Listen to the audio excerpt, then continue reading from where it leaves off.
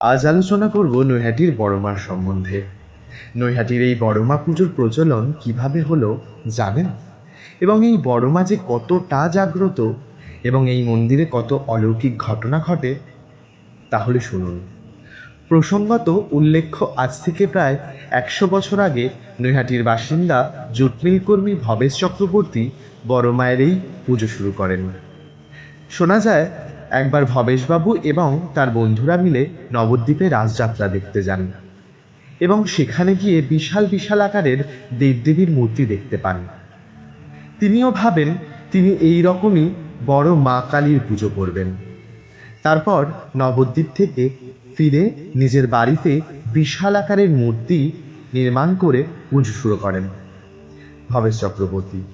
প্রাথমিক অবস্থায় মায়ের এই মূর্তি ভবেশকালী নামে পরিচিত ছিল নৈহাটির বাসিন্দাদের কাছে, কিন্তু তৎকালীন সময়ে মা কালীর এত বড় মূর্তি কোথাও না থাকায় বড়মা নামে পরিচিত পান এই ভবেশকালী।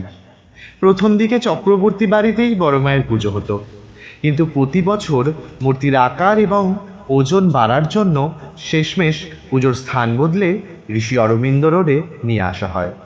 সেই থেকে আজও এই রোডেই মায়ের পুজো চলে আসছে।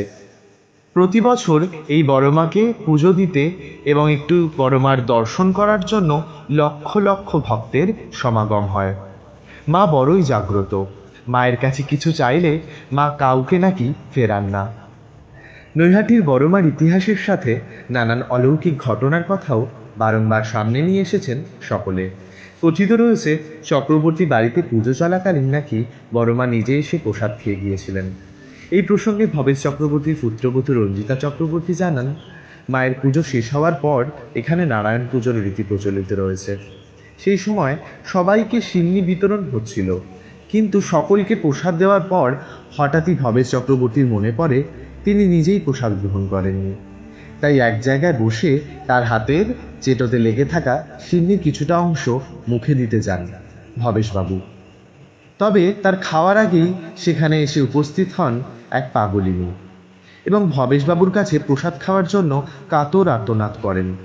তখন ভবেশবাবু তার হাতে লেগে থাকা সিন্নির অংশ ওই মহিলাকে খাইয়ে দেন। এরপর ঘটে এক অলৌকিক ঘটনা। মুহূর্তের মধ্যে সেখান থেকে গায়েব হয়ে যান ওই পাগলিনী। বহু খুঁজেও তাকে খুঁজে পাওয়া যায়নি। তাই মাকে ভালোবাসলে কমেন্টে লিখুন জয় বড়মা।